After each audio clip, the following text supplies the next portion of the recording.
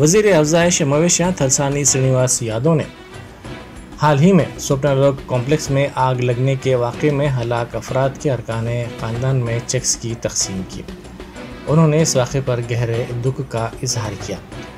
उनके साथ साथ वज़ीर दाखिला मोहम्मद महमूद अली और BRS के कई अरकान असम्बली भी मौजूद थे। थलसानी श्रीनिवास यादव ने कहा कि महलूकीन का मुस्तकबिल ताबनाक था, ताहम अफसोसनाक वाक़े में उनकी मौत हो गई, जो तमाम के लिए सदमे से कम नहीं है।